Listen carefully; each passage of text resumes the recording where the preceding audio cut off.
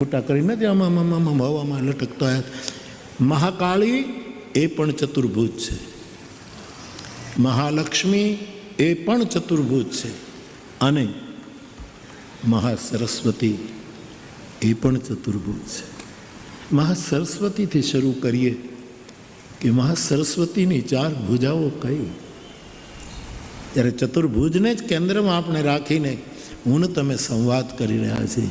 મા સરસ્વતી એ વિદ્યાની દેવી છે, એ વિદ્યાની દેવી છે. આપણો દેશ આદિ અનાદિકાળથી સરસ્વતીની વંદના કરતો આવ્યો છે, અને તુલસીએ તો પહેલી જ વંદના વંદે વાણી વિનાયકો. તો સરસ્વતીના જે 4 હાથ છે એ 4 વિદ્યાના પ્રતીક છે. આ 4 પ્રકારની વિદ્યા જો મારે ને તમારે આત્મસાત કરવી હોય, ભગવતી મહાસરસ્વતીની કૃપાથી વરદાન રૂપે એની કરુણાને લીધે મારે ને તમારે પ્રાપ્ત કરવી હોય તો સરસ્વતીની વંદના બહુ જ જરૂરી છે. ઘણી વખત સરસ્વતીની વંદનાનો અનાદર થાય ત્યારે એક સાધુ તરીકે ઠેસ ન લાગે, પણ આમ મનને ગમે નહીં સરસ્વતીનું જ્યારે આવું થાય છે. વ્યક્તિગત આપણે કોઈ દેવદેવીને ન માનીએ તો એ ઘરમાં રખાય, પણ જાહેરમાં જ્યારે ભગવતી સરસ્વતીની વંદના થતી હોય ત્યારે આપણે એને આદર આપવો જોઈએ. ખેર, આ પીડા તો નહીં, પણ આ વિચાર મેં પહેલાં પણ પ્રગટ કર્યો છે. તો બાપ સરસ્વતીની આપણે ત્યાં વિદ્યા કેટલી? એક તો ગીતાએ કહ્યું અધ્યાત્મ વિદ્યા વિદ્યાના, તમામ વિદ્યાઓમાં અધ્યાત્મ વિદ્યા હું છું. એક આ સરસ્વતીની ભુજાઓ સાહેબ, આ 4 ભુજાઓ જેના ઉપર આવી જાય ને એને પછી એકેય વિદ્યાની જરૂર ન પડે. બીજું નહીં, અવિદ્યા એની આજુબાજુમાં ફડકે નહીં, અવિદ્યા એનાથી કોશો દૂર રહે. તો એક અધ્યાત્મ વિદ્યા, એક ભુજા ભગવતી સરસ્વતીની. બીજી ભુજા છે યોગ વિદ્યા. યોગ પણ વિદ્યા છે, યોગ વિદ્યા. ત્રીજી વિદ્યા છે વેદ વિદ્યા, વેદ વિદ્યા. અને ચોથી વિદ્યા છે લોક વિદ્યા, આપણી મારી તમારી લોક વિદ્યા. જેણે વેદ વિદ્યામાં પ્રવીણ થવું હોય એણે સરસ્વતીના વરદ હસ્તની નીચે માથું રાખવું પડશે. જેણે વેદ વિદ્યા પ્રાપ્ત કરવી હોય એણે સરસ્વતીના ચરણમાં નમવું પડશે. જેણે અધ્યાત્મ વિદ્યા, હવે આ 4 ભુજાઓ અને લોક વિદ્યા. આમ તો ચોથી ભુજાનું બીજું નામ ત્યાં છે, પણ એ મારે તો લોકો સુધી પહોંચવું છે એટલે હું ચોથી વિદ્યા લોક વિદ્યા કહી.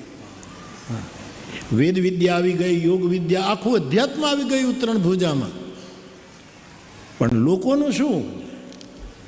વાટ લોક સુધી પહોંચવી જોઈએ. એટલા માટે તલગાજરડું સાહસ કરીને એ ચોથી ભુજાને પગે લાગે છે, નમે છે, જે લોક વિદ્યા. અને વિદ્યાનો અર્થ છે ટૂંકમાં જે મને તમને બંધનમાં ન નાખે, કાયમ મુક્ત રાખે. સા વિદ્યા યા વિમુક્તએ. તો આ ભગવતી સરસ્વતીની 4 ભુજાઓ છે. ટૂંકમાં ખાલી દર્શન. મહાકાળીની 4 ભુજા. મહાકાળી શક્તિ છે,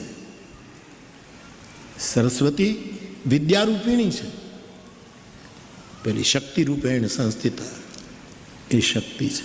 એની પણ 4 ભુજા. અને શક્તિની 4 ભુજા એ કઈ કઈ શક્તિની? એક તો એક ભુજા આદિશક્તિ, જેના માટે 9 દિવસની શક્તિની આરાધના કર્યા પછી શક્તિમાનનું પ્રાગટ્ય થતું હોય છે. એવી આદિશક્તિ એ મહાશક્તિ કાલિકાની એક ભુજા છે, આદિશક્તિ. એટલા માટે આપણે ગુજરાતીઓ ગાય છે એવો પણ અર્થ કહ્યું વારે વારે એટલે શનિવારે ઘડી કેમ પગે લાગુ? અઠવાડિયે જાય પગે લાગ્યા. બળવંત સાધુને એક વખત પગે લાગવું, પણ શીલવંતને વારે વારે પગે લાગવું. બળવંતના ઘણા અર્થો, કોઈ સાધનાનું બળ હોય કોઈની પાસે, કોઈ સેવાનું બળ હોય, અમારા સાધુડાઓ જેટલા અન્નક્ષેત્રો ચલાવે, જેટલી ગાયો પાળે છે, જેટલો ટુકડો આપે છે, નાત જાત આ બધા બેઠા છે મહાપુરુષો, આ બધા ગમે જામ રસ્તાને કિનારે એક હનુમાનજીને રાખીને બેઠો હોય, પણ બપોરે કોઈક આવે એટલે રોટલો પીરશે. આ જે આપણી મહિમા છે, આ આપણું બળ છે. પરંતુ જ્યારે શીલની વાત આવે ત્યારે અનેક વાર શીલવંત સાધુ, તો શીલનો મહિમા જૈન પરંપરાએ, તપનો મહિમા જૈન પરંપરાએ બહુ, તપનો બહુ મહિમા. અને એવા વિશાળ વિચારધારાના પણ જૈન આચાર્યો આપણને મળ્યા. આપણું સદભાઈ કે એમણે એમ કહ્યું કે તપ એટલે ભૂખ્યા રહેવું, એ તપ નથી, એમ જ તમે તમારા શરીરને તોડી નાખશો. આવું સાપ કહેનારા મહાપુરુષો આપણે ત્યાં આવ્યા.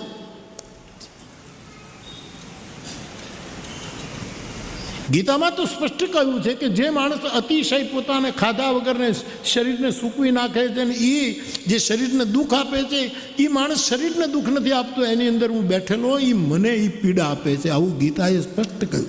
એટલે શરીર તોડી નહીં નાખવું. તપના અર્થો પણ શરીરને કારણે જે વાસના પ્રગટ થાય છે, એ વાસનાને તોડી નાખવાની વાત, શરીરને તોડી નાખવાની વાત નથી. પણ આવું જાહેરમાં બોલવું એ મહાપુરુષો, ક્રાંતિકારી મહાપુરુષો આવું બોલી શકે એ સાચું. તો શીલનો મહિમા બહુ જ છે. એક સ્ત્રી, એક કન્યા હતી, યુવાન, રાજા આમ ફરવા નીકળ્યો ને એક છોકરીને જોઈ, અને બહુ રૂપાળી દીકરી હતી. રાજા એના ઉપર મોહિત થઈ ગયો. એણે પોતાના દિવાનને કહ્યું કે પેલી છોકરી કોની, જુવાન છોકરી છે, 20-22 વર્ષની, કોની દીકરી છે, તપાસ કરો. દિવાનને કીધું એટલે એણે તપાસ કરી. કીધું કે ફલાણા ભાઈની દીકરી છે, એમની સાથે લગ્ન કરવા છે.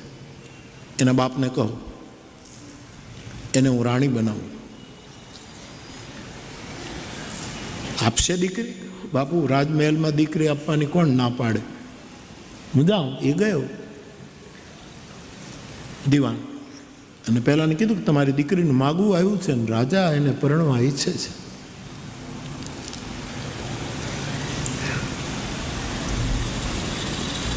સારું, દીકરીને પૂછ્યું. દીકરી એક શરત મૂકી, ગરીબની દીકરી હતી પણ એને શરત મૂકી કે હું ત્યાં સુધી એના ઘરમાં રહીશ જ્યાં સુધી એ શીલ જાળવી રાખશે. જે દિવસે શીલ ભંગ થશે તે દિવસે હું ઘર છોડી નીકળી જાય. આ શરત મૂકો. સેવા કરી હું મારી જિંદગી આપી દઈશ, મારું નારીપણું પૂરેપૂરું નિભાવીશ, કારણ કે ભારતની દીકરી છું. પણ શીલ જો તૂટશે તેથી હું 1 મિનિટ નહીં રહું. રાજાને વાત કરી. ભલે. રાજાને ઘણી રાણીઓ હતી. આ અતિ સુંદર વળી રાજાને ગમી ગયેલી, અને રાજા એનામાં ડૂબી ગયો. શીલનું બરાબર ધ્યાન રાખે છે. પણ બીજી રાણીઓને ઈર્ષ્યા શરૂ થઈ. સ્વાભાવિક છે, એની શોખો જે હતી એ બધાને તકલીફ થઈ. ત્યાં તો બહુ રાજા તો એમાં જ ડૂબ્યા રહે છે. ના તો પછી માણસને જ્યારે ઈર્ષ્યા થાય ત્યારે ષડયંત્રો રચે. આ કોપ ભુવનો આમ જ સર્જાતા હોય છે. કોપ ભુવન, અયોધ્યામાં કોપ ભુવન છે, અને લંકામાં ભવન એક પુની દીક્ષું આવા એક વૈષ્ણવનું પણ ભવન છે. અહીંયા કોપ ભવન. અહીંયા આ જગતમાં સારું નરસું બધે જ વ્યાપ્ત છે, બધે જ વ્યાપ્ત છે. તો બાપ, હવે એવી કઈ ભૂલ કાઢવી કે રાજાના કાનમાં આપણે એને ચડાવીએ અને આ નવી જે રાણી છે એ જુદા પડી જાય. કાંઈ શોધી ન શક્યા. હવે બને છે એવું કે રાતના 12 વાગે પછી જ્યારે મહારાજા સૂઈ જાય અને 2-2:30 વાગે પછી એ રાણી બાજુના ઓરડામાં જતી રહે, જઈ અને પોતાના રાણીનો પોશાક ઉતારી નાખે, અને ગરીબ બાપની દીકરી, જે બાપની દીકરી હતી ત્યાંથી એના જૂના કપડાં જે લાવેલી એ રાતે પહેરી લે.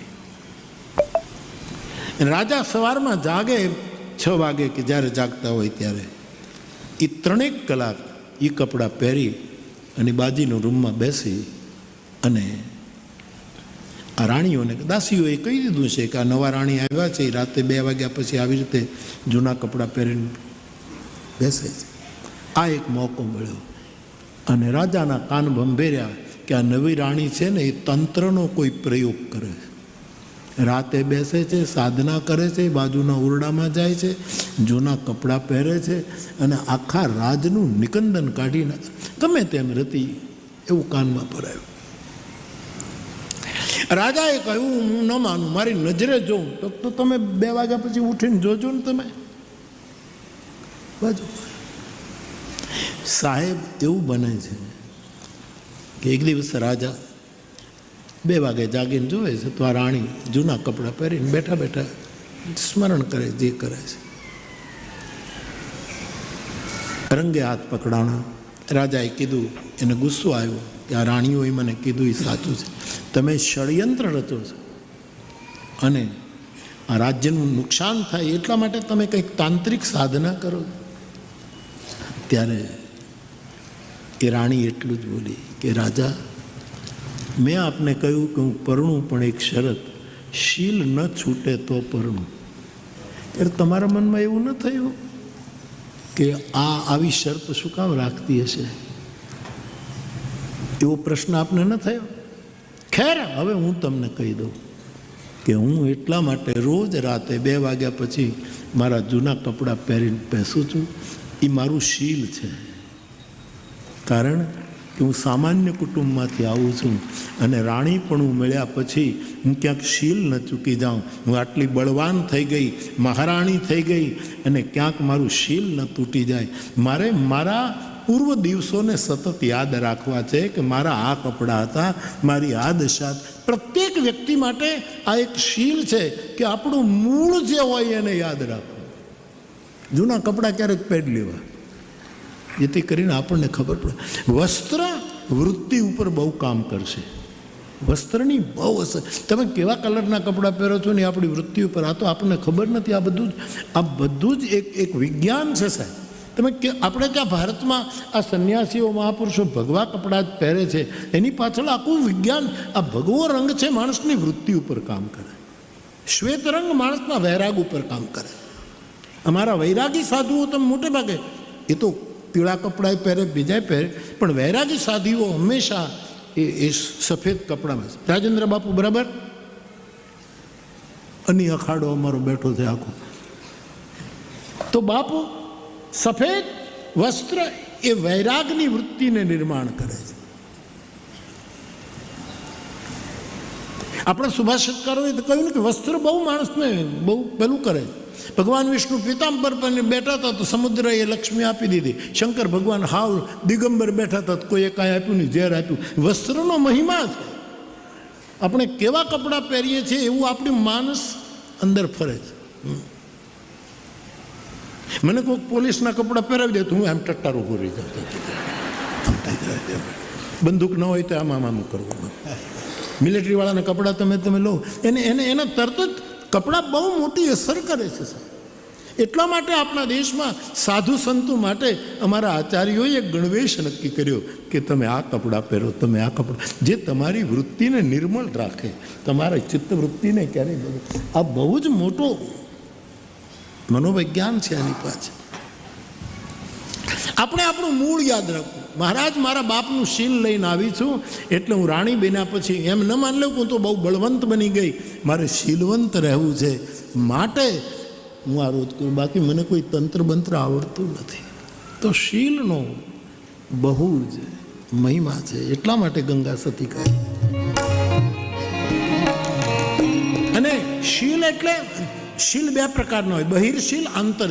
હવે બહિર્શીલ શું કહેવાય કે કોઈ મોટા આવે તો આપણે સન્માન આપીએ, જગ્યા આપી દઈએ, કેમ ઉઠવું, કેમ બેસવું, બધાની સાથે બેઠા હોય ત્યારે આમ આપણે એકલા ખાતા હોય ત્યારે એમ ન ખવાય, બધાને હેર બેઠે ધીરે ધીરે, બહુ હોઠ ન થાય, બહુ મોઢું ન દેખાય, દાંત એમ ધીરે ધીરે ખવાય, બટકા ન ભરાય, આમ ઝપટ ન બોલાવે. આ બધું હું દુબઈથી લંડન જતો હતો ને મારી સાથે એક તોય 1-2 છોક, તો પ્લેન 2 કલાક લેટ થયું. તો મને અમારો આશીષ ને બધા હતા, એ મને કે બાપુ ફ્રેશ જ્યુસ લઈ આવું,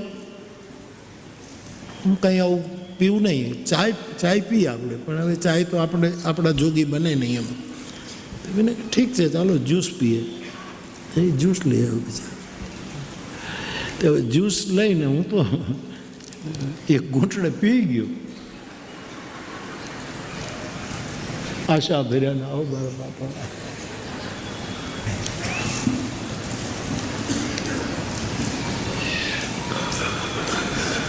એટલે કાળી કલ્યાણી વાળું કર્યું.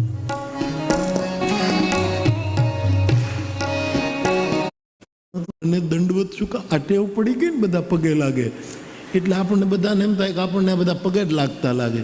એ મેં કીધું, મને મારી સાથે ઉદય હતો, છોકરો ઉદય હતો, એટલે મેં ઉદયને કીધું કે આ તો અંગ્રેજ છે, મને ઓળખે નહીં, આ દંડવત કેમ કરે? તે દાંત જ કાઢ્યા કર્યું. મેં કીધું કે મારાથી કાંઈક ગોટો થયો કે બહુ મોટો ગોટો થયો બાપુ.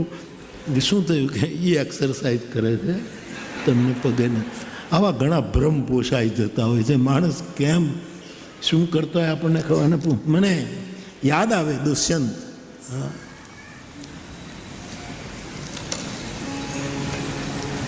बोझ से दोहरा हुआ होगा, तमाम जिस्म में बोझ से दोहरा हुआ होगा,